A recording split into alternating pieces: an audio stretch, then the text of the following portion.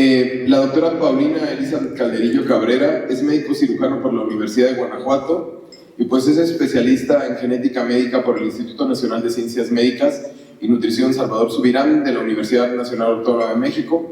Está certificada por el Consejo Mexicano de Genética y es miembro de la Asociación Mexicana de Genética Humana. Se ha desempeñado como médico genetista en el ámbito público desde hace 7 años en el Hospital Materno de Celaya y de manera privada en el Hospital Mac, donde continúa ejerciendo. Además es catedrática de embriología y genética médica de la licenciatura en medicina desde hace 4 años y hasta la actualidad, y pues ha participado como sinodal en exámenes de certificación del Consejo Mexicano de Genética. Es fundadora de Genética Care de Celaya, Guanajuato, y esta clínica está dedicada a la medicina genómica y genética clínica, desde donde ofrece consulta presencial y virtual, que eso es algo muy importante, y en pacientes de todo México y Latinoamérica.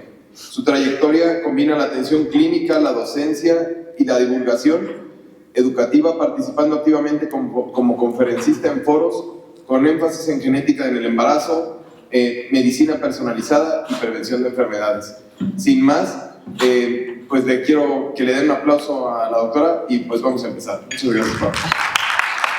Qué fácil es presentar a una amiga. Me acuerdo mucho que hace algunos meses llegaron una pareja de pacientes a mi consultorio y iban porque tenían un tamiz metabólico positivo de su recién nacido. Se hizo el confirmatorio y efectivamente tenía fibrosis quística ese bebé.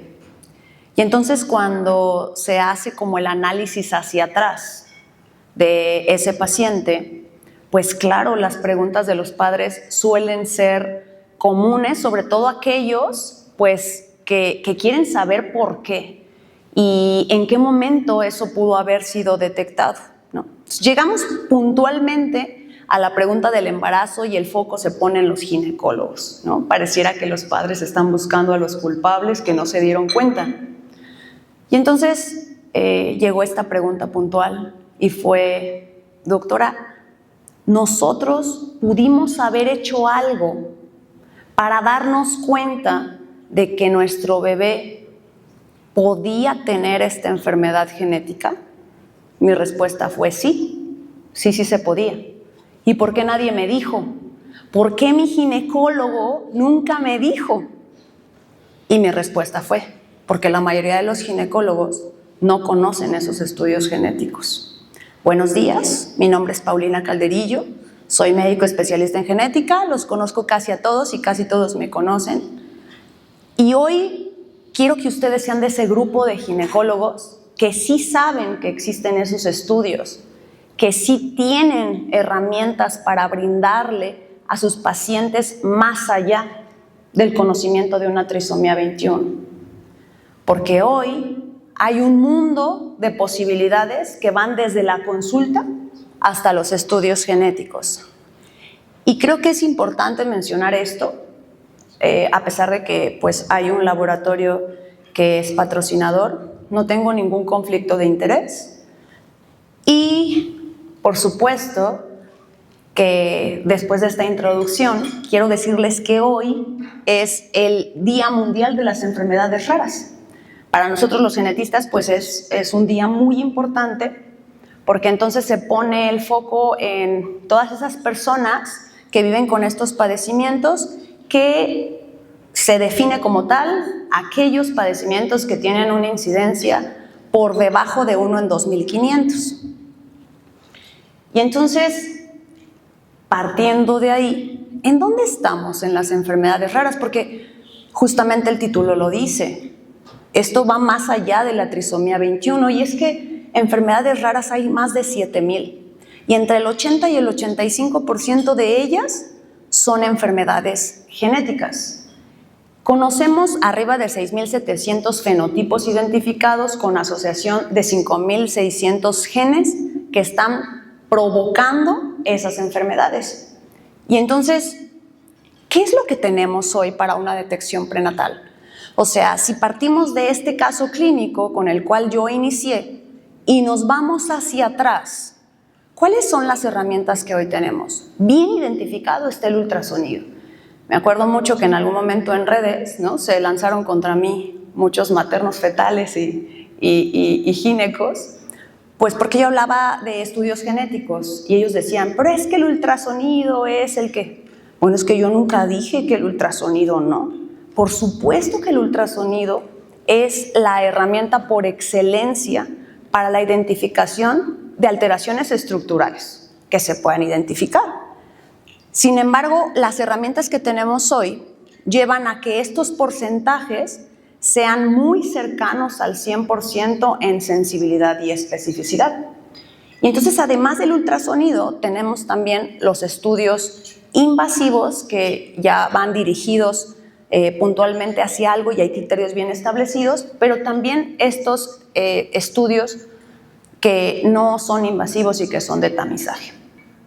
Y me gustaría de aquí partir porque siempre que estoy en una conferencia con especialistas que no son genetistas, es muy común que esté esta idea como de una medicina muy lejana. O sea, como genética y los estudios genéticos son súper caros, entonces, pues la verdad es que está padre saber qué es lo que hay hoy, pero pues la mayoría de los pacientes pues no tienen acceso a. Quiero decirles que la demanda ha aumentado tanto y el foco está en ginecología y obstetricia y en oncología. En esas dos áreas, los estudios genéticos han disminuido mucho su costo porque la demanda cada vez es más alta. Entonces, hoy hay muchas opciones para los pacientes y algo que he aprendido yo es que yo no soy quien decido si esos pacientes pues lo costean o no. Explico lo que existe y al final les prometo que los más agradecidos pues van a ser los pacientes. Algo que me he dado cuenta es que cuando los pacientes fueron asesorados o que ginecología refirió o que comentó, como que en ese momento la responsabilidad pasa hacia los pacientes. Y cuando hay identificación o no identificación de algo, genera como una confianza muy grande con el médico. Él me dijo, él me mandó, él me refirió. Y yo siempre les digo lo mismo. Cuando un médico lo refiere a mi consulta, de verdad, siempre les digo, sea o no sea, o sea, porque muchos médicos me dicen como, ay, es que no quiero ser exagerada, pero pues mejor te lo mando, ¿no? Les digo, sea o no sea un padecimiento genético, la verdad es que son muy pocos los médicos que refieren a genética y que entonces le pueden dar como una atención integral a ese paciente, ¿no? Ese es justamente como otro de los objetivos que busco acá, que se vea hasta dónde pueden ser pues ayudados sus pacientes. Y entonces, si estas enfermedades raras las viéramos como grupo en realidad no son raras, porque el porcentaje está entre 3.5 y 5.9%, lo cual haría que 1 de cada 12 a 1 de cada 16 estarían afectados. No estamos hablando de recién nacidos vivos, estamos hablando de a lo largo de la vida. Y es que la mitad aproximadamente se pueden detectar antes de los 5 años de edad, pero como a los 7, 8, ese número se duplica, porque hay padecimientos que no se notan al nacimiento. Y entonces, puntualmente, ¿cuál es el objetivo del diagnóstico prenatal? Y es justo esto, brindar recursos a la pareja para asegurar o dar más información de que podrán tener un hijo sano y así reducir complicaciones obstétricas, tanto para asegurar la salud de la mamá como la del bebé. Esta tabla habla, o sea, es un artículo en el que está analizando todos los desórdenes genéticos y esta parte del diagnóstico prenatal. Y entonces menciona, ¿cuál será la prevalencia correcta o verdadera de las enfermedades genéticas? Porque es evidente que no las diagnosticamos todas. ¿Por qué no las diagnosticamos todas? Pues todos estos factores que aparecen aquí son las razones por las cuales no las diagnosticamos todas. Y entonces en un rectángulo negro puse las que están en mi cancha. Las otras están en la cancha de ustedes. ¿Cuáles son las de ustedes? Pues las que ya conocemos. Alimentación, suplementación, ves la historia de abortos recurrentes, ves si hay diabetes gestacional, si hay medicamentos que pudieran ser teratógenos. O sea, eso es lo que en general ginecología y obstetricia ve en una consulta prenatal. Sin embargo, hay otros factores bien importantes. La identificación de la consanguinidad es una, y pues es muy evidente si el paciente te dice que son primos hermanos, pero no es tan frecuente que la gente lo diga. Indagar si son de un poblado muy pequeño o tienen el mismo apellido. Eso se llama isonimia. Preguntar sobre antecedentes familiares, no solamente de diabetes, hipertensión y cáncer, sino también muertes súbitas, muertes de algún infante antes de los 5 años y por supuesto de las malformaciones. Y hay otra parte que dice que la frecuencia de mutaciones de novo. Y esto es bien importante porque también hay que saber que hagamos lo que hagamos en sentido preventivo y de estudios genéticos, hay una tasa de mutación pues nueva. O sea, que por pura naturaleza y sobrevivencia se van a estar generando variantes patogénicas al azar en los gametos. Entonces, si no controlamos lo que se puede controlar, que son los demás factores de riesgo, todavía se adiciona más riesgo para esa pareja. ¿Qué otros factores son muy importantes? La edad materna avanzada, eso pues lo tenemos obviamente muy en el foco. ¿Pero qué me dicen de la edad paterna avanzada? La edad paterna avanzada hoy ya tiene muchos estudios donde está validado que es un factor de riesgo bien importante. Después de los 40 años de edad, la tasa de mutación en los espermatozoides aumenta. ¿Qué tanto? Por supuesto, van y nos comparan, o sea, la edad paterna avanzada con la edad materna avanzada, por supuesto que jamás la va a alcanzar. Si estamos hablando que más o menos la edad materna avanzada puede alcanzar hasta un 20% de probabilidad de que tenga alguna neuploidía, el ovocito, en los espermatozoides es de un 5 a un 8%. Esto depende de muchas cosas, depende de la edad también, pero ya hay padecimientos bien establecidos relacionados a edad paterna avanzada. ¿Cuáles son? Mutaciones de novo para todas las patologías autosómicas dominantes. Y la que está primero, acondroplasia. Después, trastornos del espectro autista, esquizofrenia, cardiopatías. Y esto, creo que estos porcentajes, aunque no son tan altos como una edad materna avanzada, creo que deberían de ser asesorados. O sea, creo que eso es muy importante y al final es, bueno, ¿y qué haces? ¿No? Yo siempre le digo a mis pacientes que al final, pues lo único que podemos controlar, pues es el ambiente. Y es allí donde se tiene que reforzar que estos hombres, pues, caminen hacia la epigenética. Y la epigenética nos dice cómo es que el ambiente puede llegar a modificar el ADN.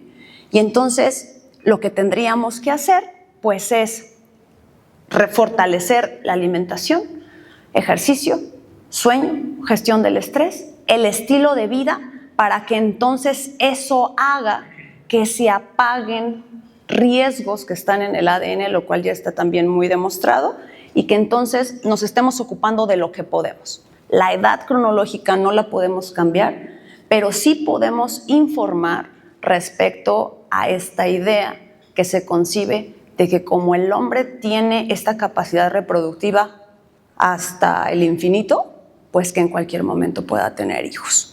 Y de ahí hay otros factores de riesgo que también justo es ¿cuántos pacientes tienen acceso a los estudios genéticos? Y ahí sí viene como la brecha de la parte económica.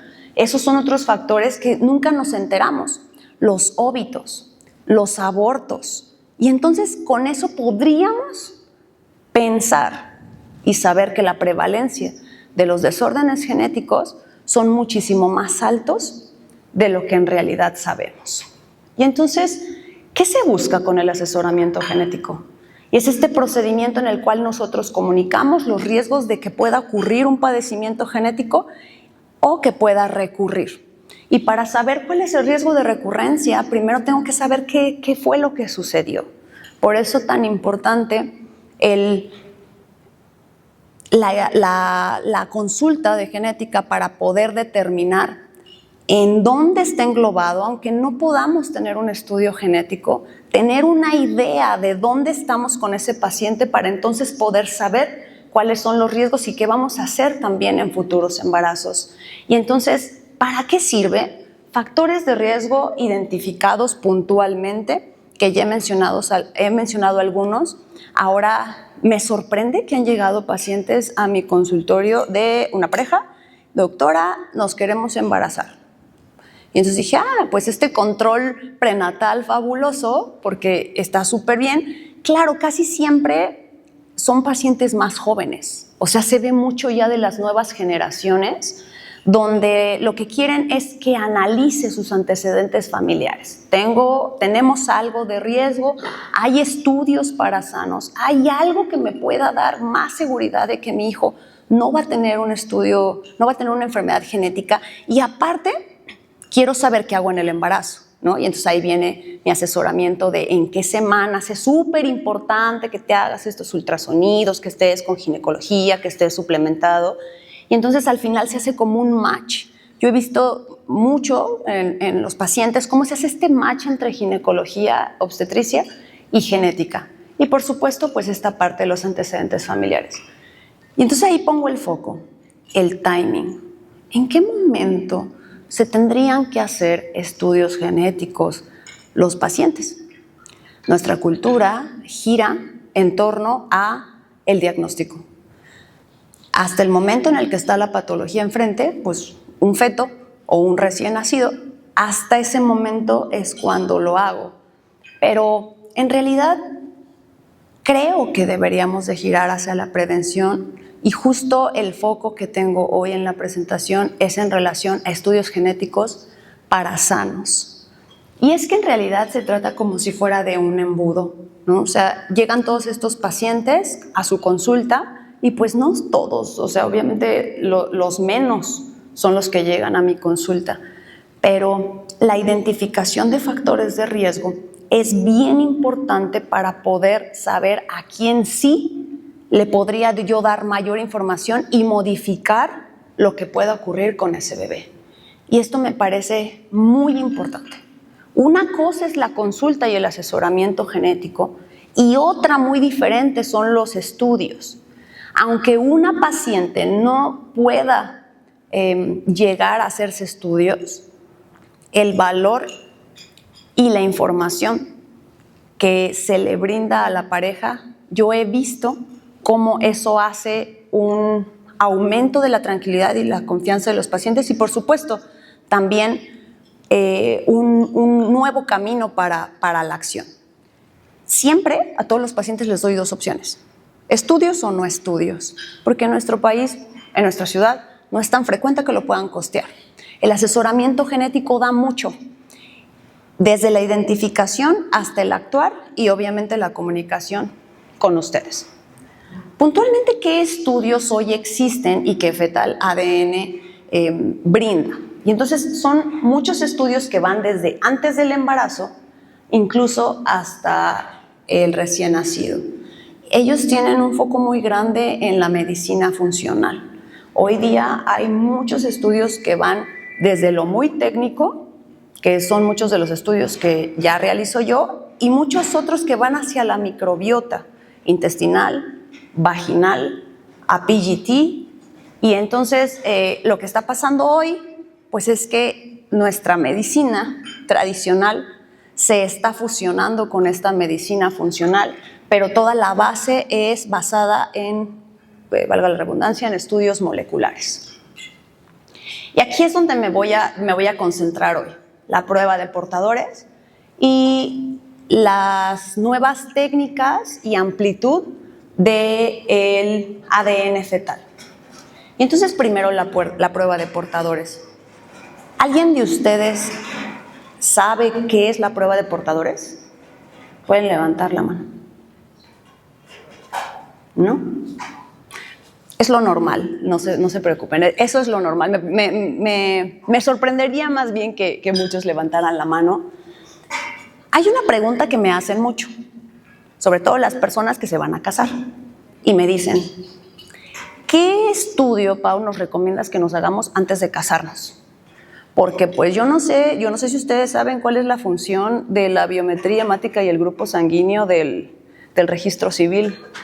Yo la verdad no sé, pero yo siempre les respondo que esta prueba es la que se deberían de hacer todas las personas que se quieren casar y que tienen un hijo. ¿Qué tan amplio hacerlo? Ya hay estudios sobre eso, la ACOG ya publicó sobre eso y justo eso es lo que les voy a explicar. ¿Qué es ser portador? Un portador es aquella persona que carga una alteración genética, pero no le pasa nada. Se dice que todos cargamos de 5 a 7 alteraciones genéticas que no nos hacen nada. Pero si yo coincido con que mi pareja tiene alteraciones en ese mismo gen, entonces existe el riesgo del 25% de tener hijos afectados. Justo, pues, este sería el estudio que se debió de hacer la pareja del inicio con el que empecé, el caso clínico con el que empecé, de fibrosis quística. La frecuencia de portador de fibrosis quística, o sea, una de cada 90 personas mexicanas trae cargando una alteración en el gen de fibrosis quística. Hay otras poblaciones que son hasta de 1 en 25. Y en relación a esa frecuencia de portadores, ¿cómo se hacen las recomendaciones de qué estudios deberías de hacerles a la pareja? Y entonces, ¿por qué existen? Pues justamente es esta tasa de mutación, variantes al azar, y entonces es muy común pues que se estén pasando de generación en generación. Pero como es difícil coincidir con otra persona que tenga lo mismo, pues entonces nadie se da cuenta y se van pasando y se van pasando. Esa es la razón por la cual dicen que los hijos de los parientes nacen mal, o por eso la consanguinidad está relacionada a desórdenes genéticos, porque las alteraciones que tengo yo, mi hermano tiene el 50% de probabilidad de tener las mismas. Mi primo, pues es a un 12.5%, así se va diluyendo y se considera que sí tiene una implicación clínica hasta 3 generaciones de separación. Entonces, esto se hace por aleatorio o también por ventajas genéticas.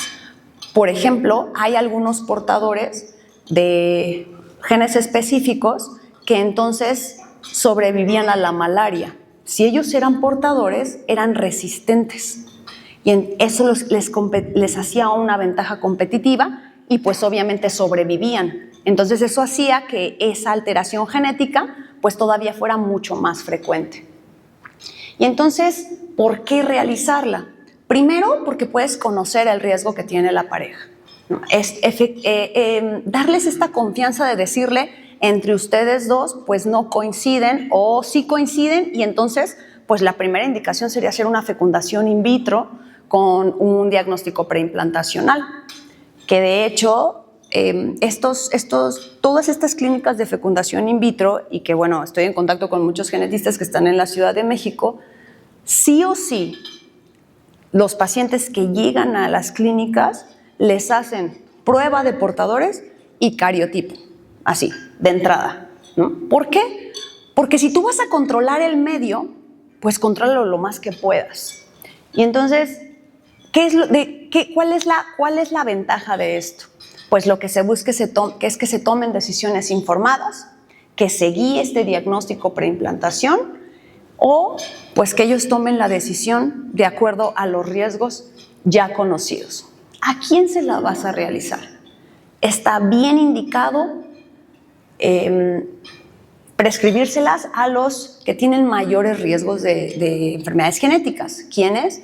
Quienes son parientes, quienes son de una población pequeña, quienes tienen antecedentes familiares de enfermedades autosómicas recesivas, como son las del tamiz neonatal, y pues también hoy día ese panel de portadores pues no solamente implica enfermedades autosómicas recesivas, sino también a entidades ligadas al X como síndrome de X frágil.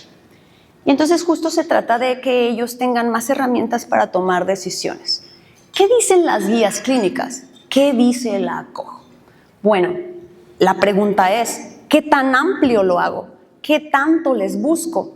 Y entonces algunos estudios decían, bueno, pues para cuando sea de acuerdo al origen étnico de la pareja, pues entonces hay que hacerlo solamente de las enfermedades genéticas más comunes. Buscar si la mujer es portadora de síndrome de X frágil cuando hay antecedentes familiares de X frágil. El síndrome de X frágil es la causa sindrómica número 1 de trastorno del espectro autista en varones. Suelen tener macrocefalia, orejas grandes y está asociado al trastorno del espectro autista. Algunos casos también tienen discapacidad intelectual. Y ahí la prueba que se recomienda para todas las mujeres embarazadas o que están planeando un embarazo son estas 3: fibrosis quística, atrofia muscular espinal y hemoglobinopatías. No sé si ustedes estén en contacto con o que sepan en relación a los tamices metabólicos neonatales, pero las hemoglobinopatías, o sea, los tamices, salen muchos tamices positivos. Muchos solamente son rasgos de talasemia y aún así son pacientes en riesgo de una anemia, de anemia que puede ser recurrente.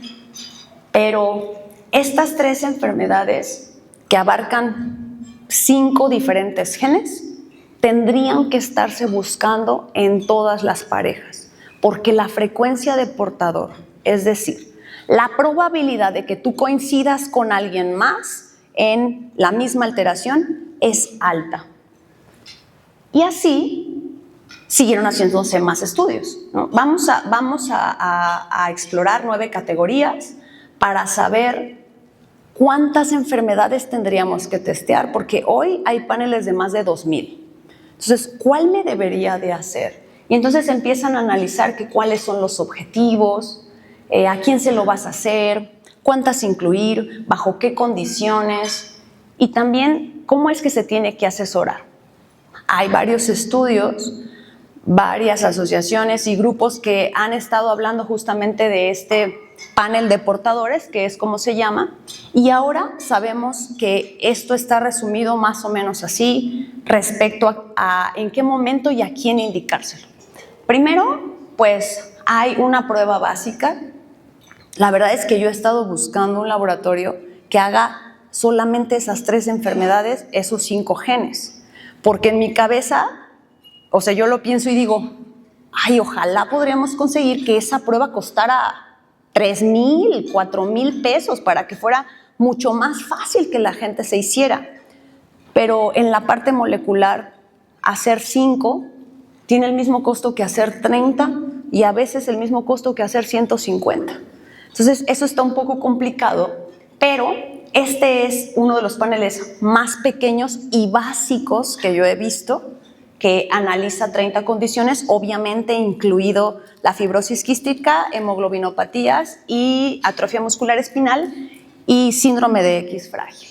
Después se va a una intermedia en donde se indica es que haya como un análisis más ampliado para aquellos pacientes que dicen, bueno, pues si ya voy a hacer 30, pues vamos a ampliarlo un poco más.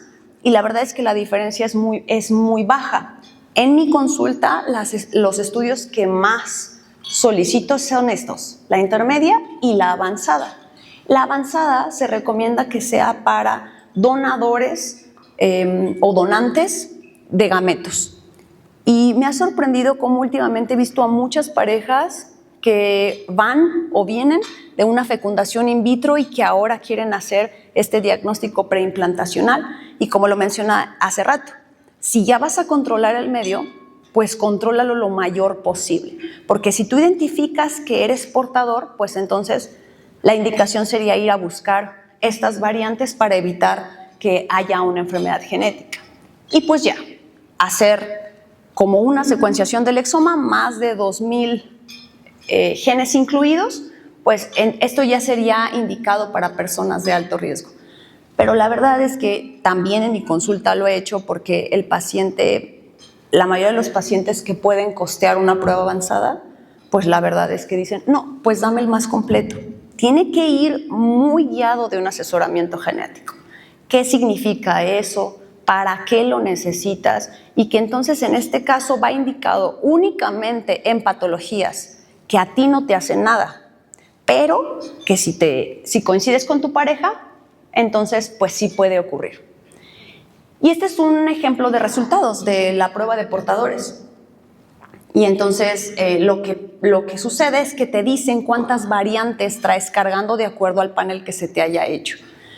La mayoría de las veces este análisis se hace asincrónico en la pareja y es como yo lo recomiendo, o sea, primero a uno y luego al otro. Si le haces a uno y tiene variantes de riesgo, entonces pues después se lo haces al otro para que asegurarte de que no coincidan. Y por supuesto que ya he tenido positivos, ahorita les voy a explicar, les voy a presentar ese caso clínico. Y entonces, ¿cuál y cómo elegirlo? Primero es, ¿qué es lo que está buscando la pareja? Si solo es una consulta de atención o de control prenatal, o son pacientes que ya vienen de una FIV y quieren ir a otra FIV, ¿no? Pero quieren todavía, pues, saber más, porque obviamente si vienen de una FIV es porque fallaron. O más bien, integrarlo con una historia clínica y el asesoramiento genético, que siempre tiene que ser antes de hacer la prueba y después de hacerla. Y así es como se dan los resultados. Pues favorable es cuando no coinciden y no son portadores para la misma entidad. Y no favorable, pues es cuando sí coinciden y entonces el riesgo es alto de que el recién nacido o el feto o los futuros bebés estén afectados. Entonces justo, este es un caso clínico que va en relación a una mujer de 28 años, sana, un hombre de 32 años con oligospermia y tenía hábitus marfanoide. No había antecedentes familiares de importancia, el diagnóstico era infertilidad y ya habían hecho un ciclo de FIV con espermatodonación con PGT-A, que es hacerles el cariotipo a esos embriones. Entonces la pregunta era, doctora, queremos que nos explique por qué salió lo que salió en el diagnóstico preimplantacional y si hacemos un nuevo ciclo, ¿lo hacemos con los óvulos de ella o mejor también recurrimos a una ovodonación? El resultado del PGT fue se obtuvieron 3 embriones y los 3 tenían una neuploidía.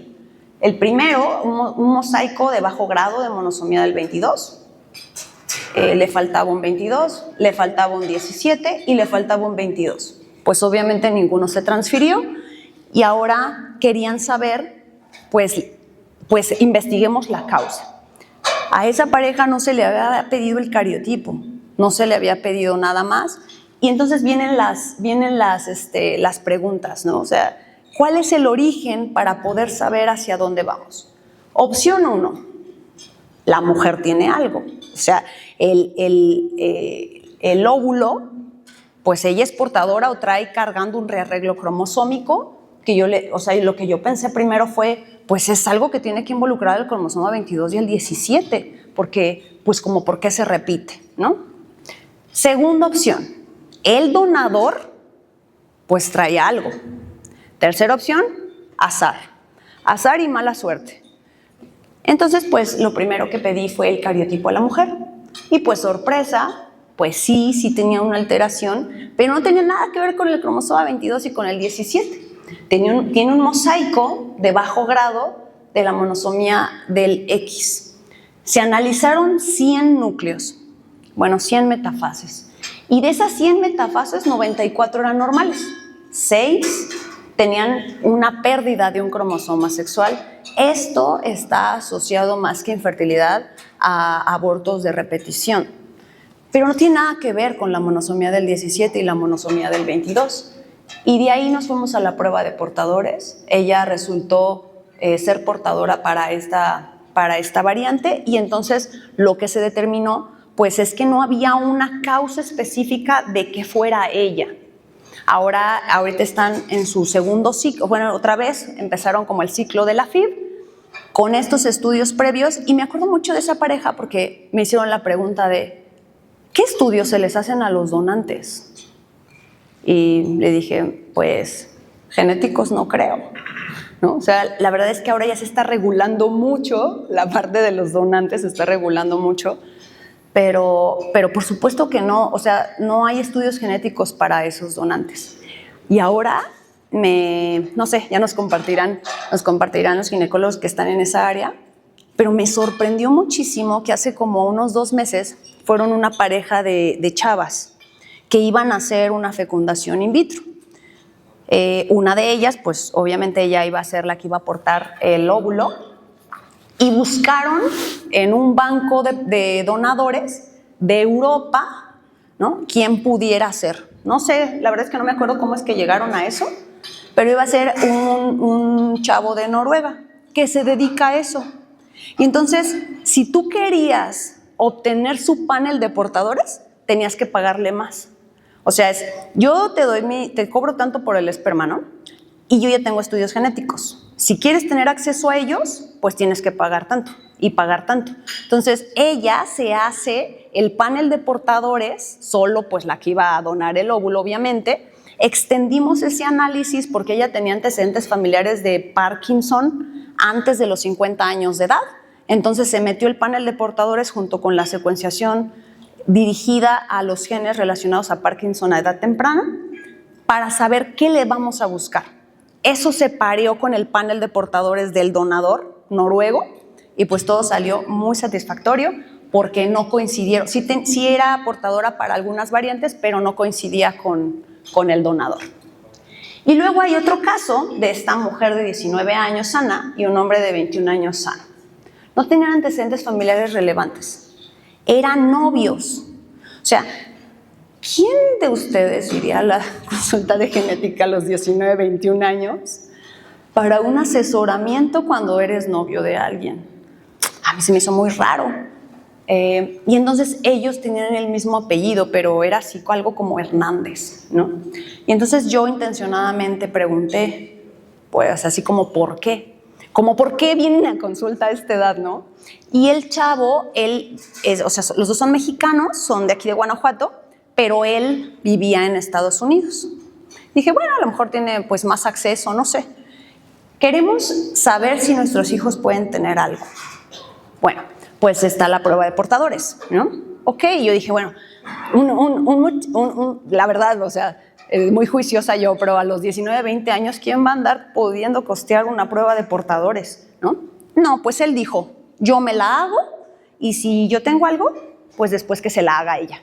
Bueno, se le hizo la prueba avanzada a él, positivo, portador confirmado para este gen, CEP290, hace una enfermedad gravísima en los recién nacidos, mueren en los primeros 3 años de vida y tienen manifestaciones neurológicas muy graves. Y entonces, pues vamos a hacérselo a ella. Trácala. De verdad, parece como de novela, pero fue verdad. Esto fue hace como unos 2 años.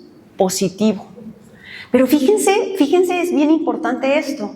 Esto es cuando nosotros estamos hablando de qué variante es, de dónde está. Es exactamente la misma. Pues entonces obviamente indagué y les dije, bueno, pues evidentemente ustedes son parientes. Tienen que ser parientes porque, o sea, pues eso está muy remoto. Y entonces pues tuvieron que ir a escarbar, ¿no?, a la parte familiar. Resulta que pues sí, así como el abuelo tenía un primo que así, y ahí se unió. No sé, la verdad, no sé, me encantaría saber qué pasó con ese noviazgo, no lo sé, pero en este momento pues se da un riesgo alto de un 25% de que en cada embarazo de que los bebés estén afectados y obviamente tuve que puntualizar que obviamente pues siendo ellos dos, ¿no? Porque si pues fuera otra pareja, no lo digo así pues obviamente, pero si fuera otra pareja pues entonces ya no. Y en relación a las pruebas prenatales me gustaría explicarles cómo es que el ADN fetal básico que conocemos, que ya sabemos que la sensibilidad, la especificidad es súper alta, que nada más se centra en T21, T13, T18 y los cromosomas sexuales, ya no es lo único que hay. Ya hay más pruebas no invasivas, incluso girando hasta acá, ¿no? Hasta la prueba de paternidad prenatal, que he hecho 2 en el consultorio, por cierto. Hasta allá llega esta posibilidad de información o de investigación. Y referente al ADN fetal, pues son estos 2 casos. El primero, una mujer de 37 años, el hombre de 40, sin antecedentes familiares relevantes.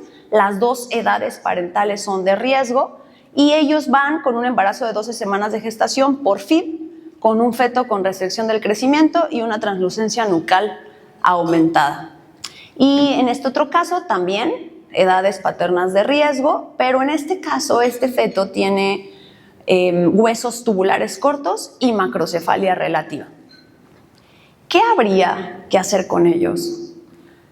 Ustedes ven esos hallazgos que les reportan los maternos fetales y pues lo refieres a genética. ¿Será que son candidatos a estudio? ¿Te esperas? ¿Qué haces? Me gustaría saber, o sea, que ustedes hagan como esta introspección. ¿Qué haces? ¿Haces un estudio tamizaje? ¿Haces estudio invasivo? ¿Mejor no preocupas a los padres? ¿Mejor que continúen en evolución? ¿Qué es lo que sigue? ¿No? Y entonces, hoy día, pues hay muchas opciones. Hay de muchos lados de donde donde nos podemos ayudar.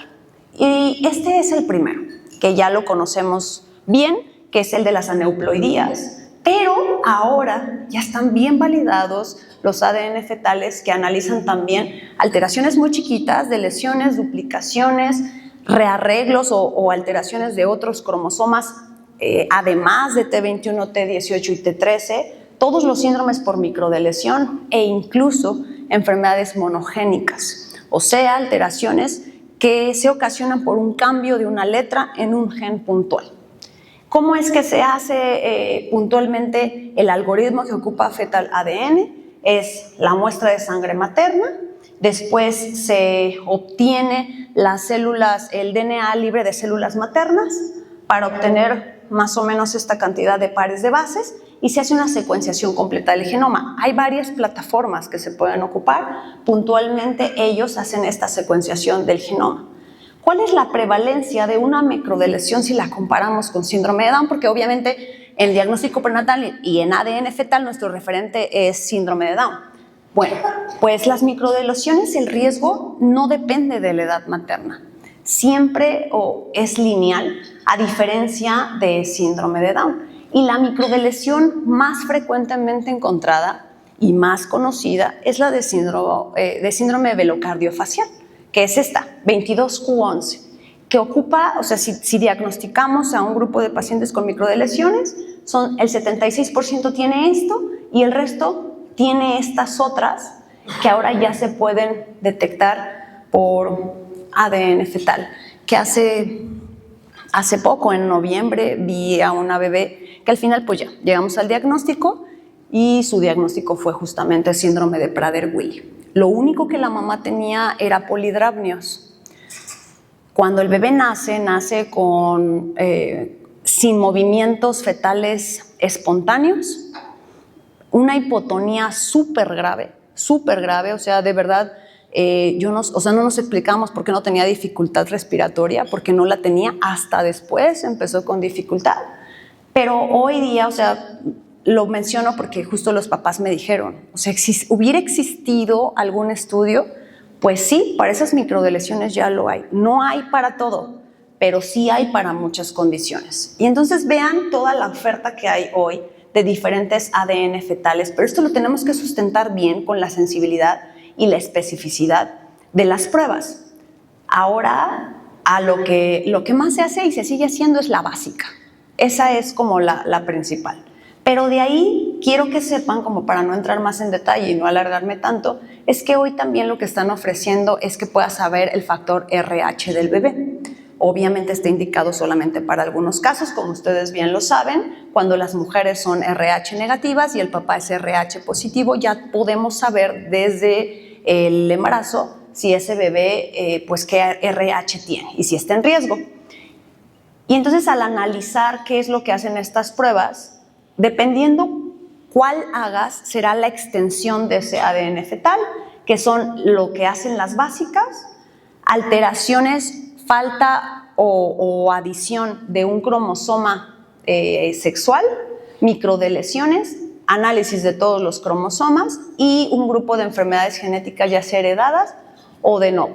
Ya hay un trial que analiza justamente esto en relación a sensibilidad y especificidad. Y me voy a saltar esto. Estos son los 9 síndromes de microdeleción. Una microdeleción no se puede ver por cariotipo. La definición de microdeleción es el tamaño y no se puede ver por el cariotipo. Estas son las más frecuentes y las que se pueden buscar prenatal. Y justamente de este estudio, pues, ¿cuál fue el estudio de validación de todo lo que les voy a presentar ahora? Es un estudio muy grande, se publicó en el 2024 y los resultados o lo que hicieron fue tomar a todas esas mujeres, a estas 71.883, y entonces les tomaron la muestra, que son 10 mililitros, y las secuenciaron para validar este algoritmo. Estas son las características demográficas del grupo, son de una edad de riesgo en promedio. Las edades gestacionales a las que se la realizaron es a las 12. Recordar que el ADN fetal se puede realizar después o a partir de la semana 10. Antes no es confiable ese resultado, y pues la mayoría en el primer trimestre. Y entonces lo que obtuvieron, lo voy a ir pasando pues rápido para no detenernos tanto, pero justo es al realizar ese algoritmo y ese análisis, ¿cuál es la sensibilidad y la especificidad para la detección de trisomía 21, 18 y 13? Es arriba del 99%. Después, para la detección de las aneuploidías de cromosomas sexuales, acá está la sensibilidad, que la que es más difícil de detectar es la monosomía del X, que es lo que da síndrome de Turner. E igual, esta sensibilidad por eso baja ese 98%, a alteraciones de otros cromosomas con sensibilidades y especificidades también muy altas. Para los síndromes de microdeleción, esto es muy importante. Aquí no las ocupamos, o sea, esa sensibilidad pues no es suficiente para que podamos confiar en ello, ¿no? Pero la especificidad sí es muy alta. Y de ahí, o sea, abro como un paréntesis, porque recordar que es un estudio de tamizaje. Un estudio positivo de estos, cualquiera que sea, tiene que ser confirmado con una prueba invasiva.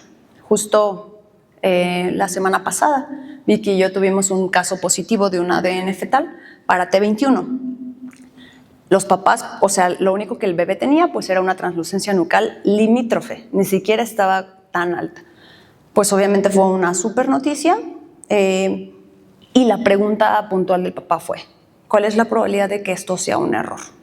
Y pues contesté, 0.7%. Pero como no es de un 100, eso se tiene que confirmar, ¿no?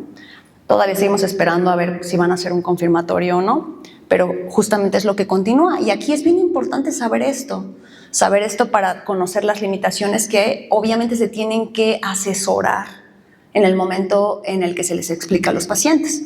Y luego de aquí lo que hacen o lo que voy a mostrar es la comparación de esta plataforma con las de otros laboratorios. Seguramente han escuchado Harmony, Illumina, creo que son las más conocidas. Hay otros que no son tan conocidos porque son coreanos y apenas están como aumentando, pero lo que va a suceder es que lo que voy a presentar es la comparación de este algoritmo validado que es superior al de todas las demás, ¿no? Aquí, este es Illumina, esta de aquí abajo, que tiene un porcentaje más bajo. Obviamente, esos puntos porcentuales son una diferencia enorme para nosotros, y en relación al compararlo contra Harmony, también los porcentajes, este 99.9 y este 100 de fetal ADN contra Harmony y Roche, y esto es para alteraciones de otros cromosomas sexuales, donde los porcentajes son mucho mayores. Me voy a ir a la gráfica, aquí está, donde los comparan todos en relación a porcentajes, porque en el ADN fetal la metodología importa muchísimo. De ahí podemos comparar los porcentajes de sensibilidad y la especificidad. Este es para las trisomías comunes, pero la comparación con las otras alteraciones que se pueden buscar son muy similares. ¿Qué es lo que me gustaría que se queden en relación a esto que acabo de comentar? Pues uno es que el ADN fetal no solamente puedes buscar para las trisomías más comunes, ya se puede extender mucho más. Ahora la sensibilidad y la especificidad para estas otras alteraciones es muy alta, lo cual también es algo pues relativamente nuevo. Antes la verdad es que ni los genetistas lo usábamos para buscar otras cosas, ahora ya está validado. Y también saber las limitaciones para algunas pruebas en relación a la sensibilidad a la hora del asesoramiento. Y por último, vean, es el panel más grande del ADN fetal donde ya puedes buscar alteraciones monogénicas puntuales. Regreso a los casos clínicos con los que abrí esta parte. ¿Qué es lo que hice yo y qué es lo que sucedió con nuestros pacientes? Estas pacientes lo que eligieron fue hacer el ADN básico y fue negativo. Entonces se determinó como un bajo riesgo de aneuploidía y ya, ¿no? Entonces la indicación es continuar con el seguimiento habitual, con ultrasonidos y con ginecología. Y estos otros pacientes eligieron también un ADN fetal de estas enfermedades monogénicas.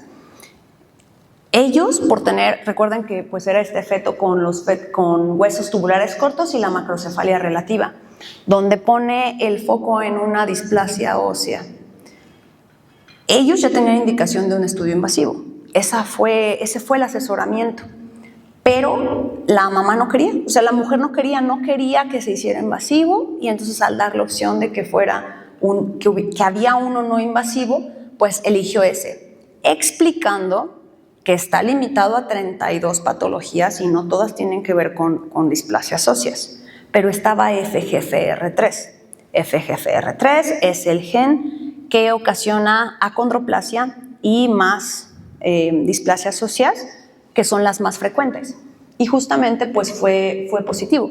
Se identificó una variante en FGFR3. No podemos saber, por la variante podemos predecir más o menos el fenotipo, pero obviamente esa paciente sí o sí pues se fue a un confirmatorio, decidieron no hacerlo y esperar al nacimiento. Ese bebé aún no nace. La indicación obviamente es pues que no sea parto, que sea cesárea por la macrocefalia, y porque aparte tenía estaba muy pequeña la mamá, y porque acondroplasia tiene un riesgo alto de que hagan sección medular y que, o sea, literalmente se desnuquen los bebés. Por eso ellos, o sea, la identificación prenatal no deben de idealmente cursar por el canal de parto. Entonces se da la indicación de cesárea, esperar al nacimiento y revisión para determinación del fenotipo.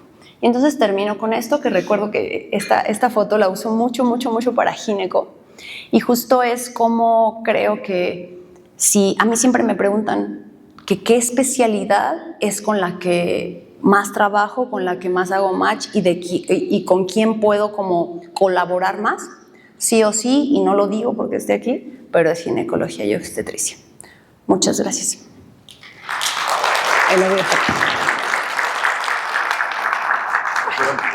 En tiempo. Muchísimas gracias.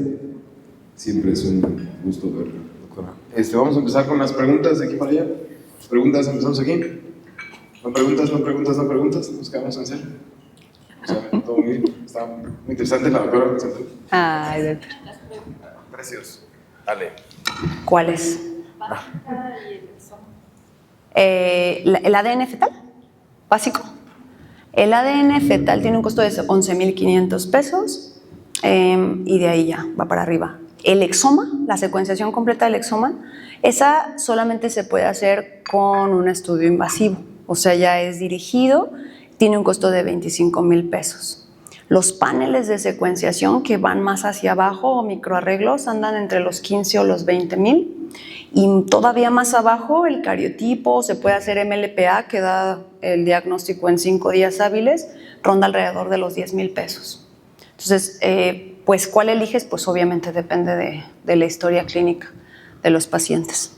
De hecho, hoy se toman 2 invasivos para secuenciación completa del exoma, por cierto. ¿Alguien tiene otra duda?